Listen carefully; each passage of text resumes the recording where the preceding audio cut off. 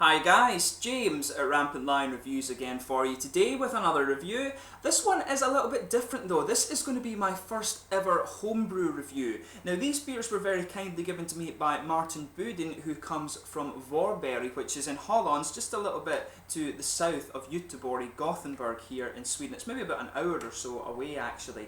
But you've maybe heard me talk about my American flatmate Anna before. She's half from Texas and half from Sweden. Our Swedish family are in Varberg, so it was her aunt that actually got me these beers from Martin, and then Anna brought them down to Lund for me to review. So a huge thank you to Martin for giving me the beers, and a huge thank you to Anna and her aunt for actually getting these to me. So a big thank you to all you guys, and I hope you all enjoy the review. And as I say, this is quite an interesting thing for me to do because I've never reviewed homebrewed beer on the channel for you before, and it's something that seems to be quite big here in Scandinavia, mainly because of the price of beer. Like, it is quite expensive to drink alcohol here, so there's a big homebrew culture. And there's other things as well that you notice about the sort of Swedish beer scene. There's a lot of bloggers who are, for example, they write online rather than doing YouTube videos like me. So keep an eye out for that. There's a lot of things going on. But the three beers that we have to look at today, this one is the 5th of December, which is a Hairless Lager. I would guess it's a German style Hairless Lager. This one here is called Passion for Pales. This is an American Pale Ale. And the last one we have is a single hopped Simcoe version. Simcoe is a really nice hop, of course, and it's called Exploring New Waters. And all of the photos that you can actually see on these beers are photos of Martin's family. So it's quite a nice little personal touch that he's put on them. A lot of homebrewers just put their beers in kind of black bottles, but it's quite cool to see that Martin goes to the effort of putting the beers in sort of personalised labels and things like that. That's really cool. So the beer we're going to start off with first is the Hairless Lager. As I say, this is one of my favourite styles of beer. So you can see this one is 4.9%, the 5th of December, and there you can see the nice photo. I guess the people are kind of chilling and dancing around in the summer. That's pretty cool. So we'll get this guy out and we'll have a quick taste of this one. So yeah, get this guy out and into my little brewdog glass. We'll just take a little taste of each of them and then I'll go away and enjoy the rest of them. We'll take a little half glass of this one. That's about half the bottle poured out at the moment. But yeah, as you can see, this guy, it's poured a really nice, you can smell the hops off this as well as you open it up. You can see it's poured a really nice kind of bright yellow golden colour. There's a half finger of a frothy white head there. As I say, this is maybe about half of the bottle, but it looks really nice. So let's take a little look at the aroma then. Yeah, you can smell in this one, this smells typically like a nice German Brauhaus beer. So you've got a nice bready malt base to it. There's a little bit of the kind of biscuity character, you know, it always reminds me of digestive biscuits, that kind of corn syrupy biscuity character. You can smell some of that in here. There's maybe a little bit of caramel. You can smell that in the malt base though, big and bready, a sort of corny syrup thing, maybe a little bit of caramel, like I say. And you can smell the noble hops. There's definitely sort of Tettnanger or Hallertau or something in here. You can smell that. It's got that nice floral grassy character to it. That typical German noble hop. It smells nice. But you can also get just a little tiny bit of earthiness. But yeah, no, it has the typical aromas and things you would expect of the Hairless beer. You always get a little bit of a distinct nose from these homebrewed beers as well. You can smell, I think, in this one that it is homebrewed. But it smells nice. It's got a nice full aroma. As I say, for me, the bready character, the sort of caramel and kind of corny syrupy note that you get off this one. I always say corn syrup, but really it's more like that kind of biscuity syrup thing that you get that holds like digestive biscuits together. It smells like that. But yeah, some nice floral hops in there. And yeah, so let's give this guy a taste. So this one, the name of it again is the 5th of December, a Hairless Lager, and thank you to Martin for giving me these beers. Slange.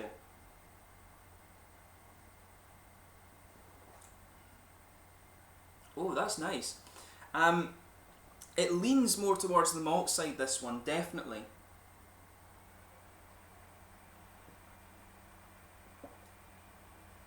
Yeah, that's really well balanced actually. This is a good kind of summer drinking beer. This is nice and light and digestible. For me, when you talk about a Helles beer in Germany, you always think of either the Dortmund Helles or the Munich Helles. For me, the Dortmund Helles was always a little bit more grassy and floral. It was a little bit more hoppy than the Munich Helles.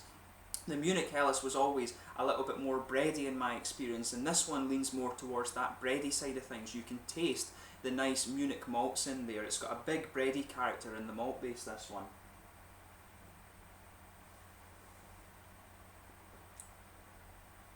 Yeah, I would stick with that. Yeah, big bready malty base in this one. There's a bit of biscuity sweetness in there, maybe a little bit of richer caramel, but that goes right across the middle of the palate. And as you would expect from this Helles beer style, you've got a bit of floral character around the front sides of the tongue, a bit of smoother grassiness around the front curve of the palate, and there's a teeny little bit of earthiness in the back corner of the palate. But really, when it comes to German noble hops, the hoppy side of things is always dominated by the sort of floral aromaticity and the grassiness of the beer. So this is nicely done. As I say, it's a nice, light, sessionable Munich Helles beer. And of course it does have a little bit of a kind of Swedish quirkiness to it. The water, of course, that you'll get in here in Sweden is quite different. The German ones have a slightly thicker mouthfeel, and of course that could be because of the conditioning to put them into the taps in Germany. This one feels a little bit lighter in the mouthfeel, and that's probably just because of the mineral content of the water.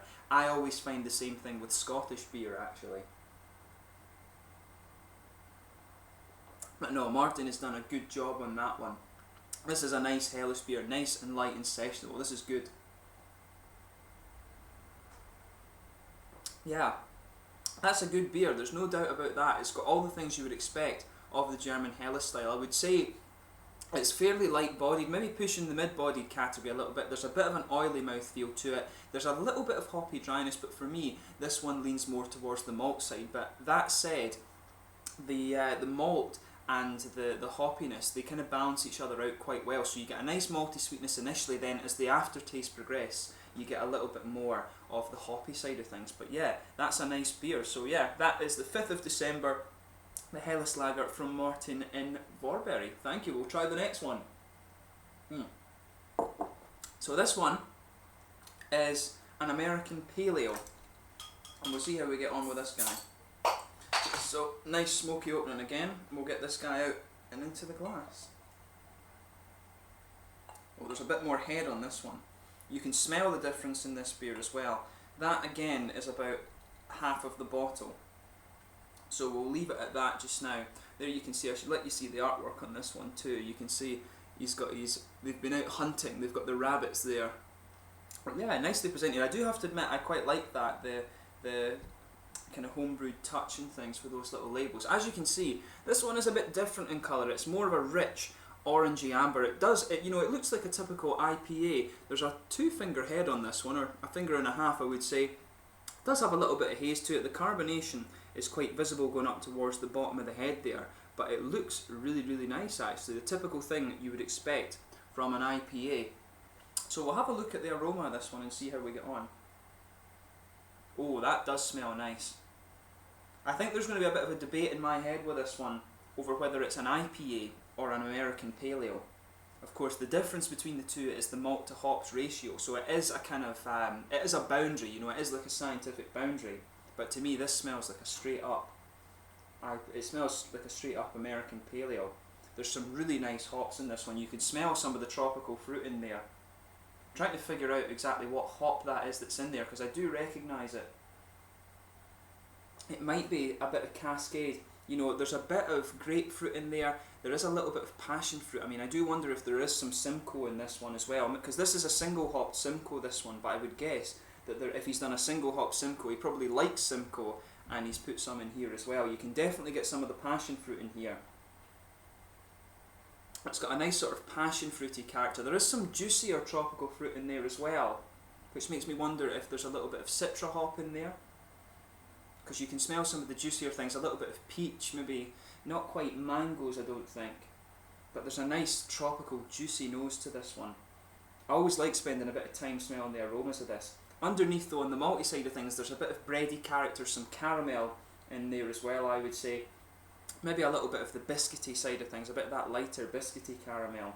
But overall, it does smell quite nice. The fruity character, yeah, there's a floral aromaticity to this one. Maybe a little bit of resinous character as well. When you first smell it, you can definitely smell a bit of pine resin. But yeah, nice floral aromaticity to it, some passion fruit like I say. Maybe there's a bit of citrus in there too, maybe there's some Amarillo or something in this one. It's not quite as orangey as I would expect from Amarillo. I mean, it could be like Centennial or something like that. But, you know, it has everything you would expect from the IPA, and maybe we can tell the hops a bit better when we taste it. So let's get stuck into this guy. This one is the Passion for Pales, an American Pale Ale. So, yeah, skål.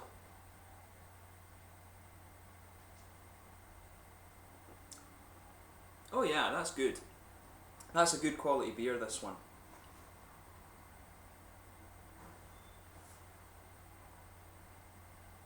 You can taste the hoppy character in this for me is done quite well. It's not in your face, but it's full of flavour, and that's what you want. There's a lot of IPAs these days that they just kind of blast them with hops and it comes in and it's bitter as hell around your mouth. But this is nice and well balanced. There's a good malty character in this one. You can feel that breadiness across the middle of your palate, but there is a little bit of richer caramel.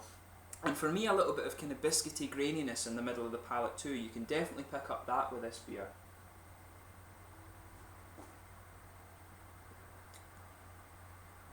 But yeah, the hoppy side of things is good. For me, I think this one was coming in at 6.2%. So I would actually say, rather than being a pale ale, for me this is more of an IPA. I think usually when you start to get into the 6% range, that is when you're in IPA territory rather than pale ale. Pale ales are always a bit, usually below 6%, I think. But I mean, you can talk about styles all day. The whole focus has to be on whether the beer's good or not. And it is.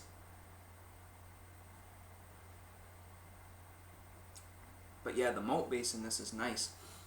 I want to say that there's some Centennial hop in this, because you've got that dark floral aromaticity that you normally associate with that hop. You can feel that around the front corners of the palate. It's quite a dark floral aromaticity, and you've got a smooth grassy character around the front of the palate too. Behind the front curve of the tongue, you're starting to get some of these fruits, and there's definitely some grapefruit in there. There is probably some passion fruit, and you can get a sort of citrusy character that's just kind of underlining that, I would say. And as you go further back, you can feel that floral aromaticity there. It is quite dark, and perhaps there's some sort of pine resin doing that. And the pine resin presence really makes me want to lean a bit more towards Chinook. I'm not really sure. Maybe he's using some other hops in there too, but if I guess in terms of American hops, I do think there's some Simcoe in this beer.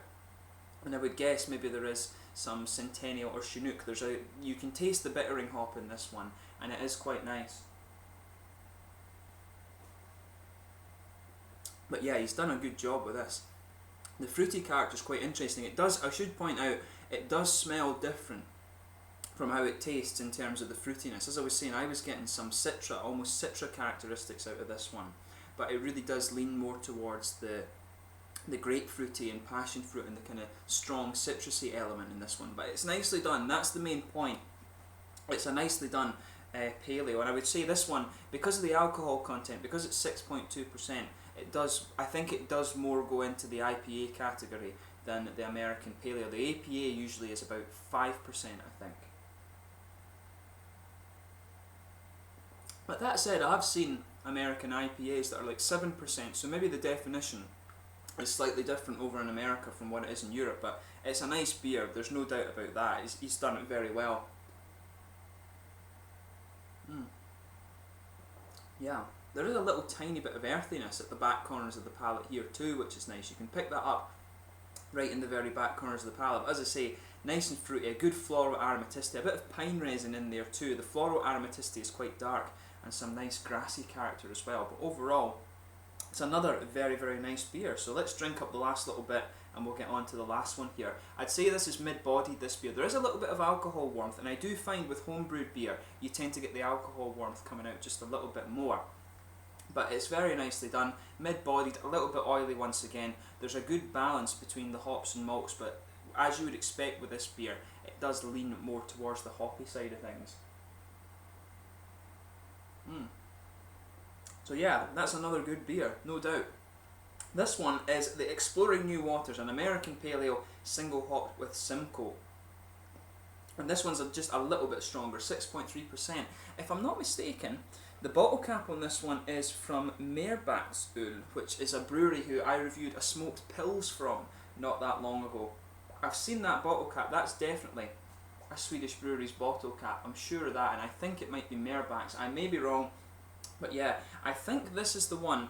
I'm sure Anna said to me that that is Martin and his Sambo. Sambo, of course, in Swedish is, it's not your wife, but it's like your long-term partner that you can live with. And from what my Swedish teacher told me, I think that term was introduced for the gay community in Sweden. It was basically so you had like a partner, but not your kind of full wife or husband sort of thing. So it's quite an interesting little story that they introduced that. And that's one thing, of course, that Sweden is pretty cool for, you know, gender equality and gay rights and things, and it's something I think we should all support. But yeah, that's another half of the bottle. So this is the Exploring New Waters, another one of these homebrewed beers. So yeah, this one is a little bit lighter. You can see it does look a bit more like the Hairless Lager. Looked a bright yellowy colour, solid finger and a half of a frothy white head once again, but it looks really, really nice. You can see a few little bubbles going up towards the bottom of the head there, and some bigger ones sticking towards the side of the glass. But yeah, looks very, very nice. So let's have a look at the aroma of this one as well. Pardon me. This one doesn't smell nearly as hoppy as this guy. Yeah. Yeah, you can definitely smell the Simcoe in this. As I say, Simcoe, from what I remember, is always a kind of passion fruity hop. You definitely get some of that out of this beer. There's a bit of floral character, you know, some grassiness in there as well. Of course, Simcoe is an American hop originally, but I think they also have a New Zealand variety as well, which differs a little bit. But yeah, some floral aromaticity, some nice passion fruit, a little bit of citrus, I would say, as well, which really shouldn't be with the Simcoe hop from what I remember. But floral aromatic, some nice passion fruity notes, grassiness, maybe a little bit of resinous character too, but again, I don't think that is a characteristic of the Simcoe. And underneath you can smell what you would expect, the sort of bready, the bready malts, a little bit of caramel, a little bit of biscuit and things like that. So yeah, it has everything you'd expect. It looks very nice, so we'll give this guy a go as well. So this one is the Exploring New Waters, the last beer that Martin sent me. So once again, a huge thank you to Martin. Thank you as well to Anna and her family for getting these beers to me, and hopefully we can do some more homebrew reviews on the channel for you soon. I hope you've enjoyed this first one.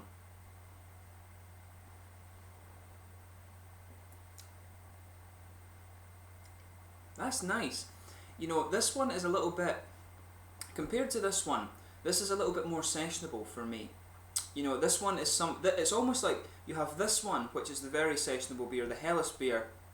You have the Simcoe, which is somewhere in the middle, and then you've got this one, which is the more kind of hoppy and higher alcohol one, I would say. I maybe should have drunk them in a different order. I maybe should have drunk this one in the middle. But this one was higher in alcohol, so that was the way I did it.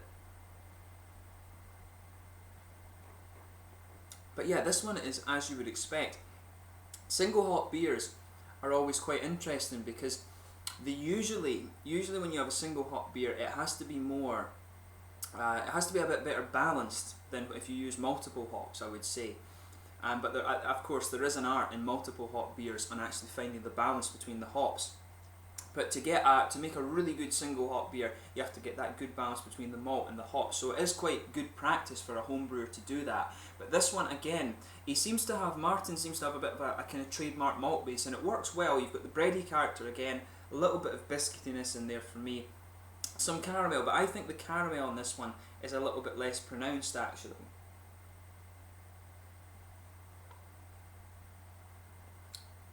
Yeah, for me this one is a bit more bready. It's got more of a malt base like this guy. There is biscuity and caramel elements to it, but you know, it is a little bit less prominent than in the APA, I would say. But yeah, it has everything you expect. This beer is a little bit juicier than the middle one. So you're getting the things you'd expect from the Simcoe hop. Just behind the front curve of the palate, you get that little oily bubble, and you get the passion fruity characters. You can get a little bit of citrus in there too, but overall the fruity feel from this beer is more juicy. It's a bit of oily character. As I always say, you can taste the difference between when you have the oily characters. It's always passion fruit and grapefruit that are the more oily fruit flavours. This one's done quite well because you can see that it's got a mix between the juicy and oily fruity character, and for me that's really nice. But around the front curve of the palate you have a little bit of grassy character, there's some floral aspects to it as well, and for me the floral character gets a little bit more prominent as you go to the back of the palate. But it's nicely done, this one. This one is a bit more balanced and a bit more sessionable than this one. This is a bit more of a kind of, this is more leaning towards the hop bomb than the Simcoe single hop one is. But it's a nice beer. All of these beers have been really quite good. And that's one thing that has impressed me as well in Sweden. The homebrewed beers that I have tried have been pretty good. Like here in Lund, there's a new homebrew shop that's just opened up, and the guy who owns that, he owns another shop in another town, but he brewed a smoked beer, and for me it was really nice actually. So the homebrewed beers you're getting in Sweden are pretty damn good actually. But this is a really nice beer, I have to say. Yeah, this one's a nice, more nicely balanced. So in terms of like sessionability, I have to go for the Hairless Lager, the Simcoe single hop, and then you've got this guy, which is more hoppy, and this is more of a kind of enjoyment beer, I would say. It is good, and you can sit, if you're really into IPAs, you would session this one. But all three of the beers are good quality. Don't get me wrong on that. They are good beers. But yeah, this is nice. This one has a bit of the dark floral aromaticity to it as well, so I think that Martin, that's quite interesting. So I think there is Simcoe, from tasting this one, there's definitely some Simcoe in here, and I think there's some other bittering hops as well, but overall the quality of the beers is very good. In terms of the mouthfeel of this one, I'd say this one's mid-bodied. This one feels a little bit more oily than the other one. There's more of an oily character to the mouthfeel of this, but it's got a good balance between the malt and the hops. I think this one, the malts in this one are a little bit more subtle, I would say. The Simcoe hop really starts to come out later, but I have to remember when I'm tasting these, as I go through them, the temperature will have risen just a little bit, so that's maybe why the mouthfeel on this one feels a little bit thicker than this guy. But I mean, overall, the quality of the beers is very, very good. So yeah, it's been really cool to try these homebrewed beers. To Martin, thank you for giving me the beers. I hope you've enjoyed my homebrew review of your beers. I think definitely if you wanted to, you could quit your day job and become a brewer. These beers are pretty good. I really like the Hairless beer. All of the beers are good quality. For me, the Hairless is actually very nice because it's balanced. It really reminds me of Germany. This guy is really well done. The American Pale Ale, you've got a nice good hoppy bitterness in this one. And the Simcoe is a hop. I don't know if I've ever tried a single hop Simcoe beer, but you've done this one really nicely as well. All the beers are, you know, very good, and it kind of stands, as I say, there's a good homebrew culture in Sweden, and a lot of these beers are done very well. So yeah, thank you once again to Martin for giving me these beers. Thank you to Anna and her family for getting them to me. I hope you guys have enjoyed the first homebrew review. If anyone else wants me to review their homebrew, I'm definitely open to doing more of these videos. And as I say, thank you to Martin for giving me these beers. If you have tried Martin's beers, it would be really cool to hear from you in the comment section below actually, but I don't expect to hear from too many of you, but thank you once again. I hope you enjoy my first homebrew review, and if, as I say, if you do want more homebrew reviews, let me know in the comment section below. If you want to send me your homebrews to review, I definitely would do that. But thank you once again, guys. Thank you for your support, and maybe we'll see Martin doing some commercial brews in the future, because these are pretty good quality. Until the next time, Slange just now, and I will catch you soon. Cheers.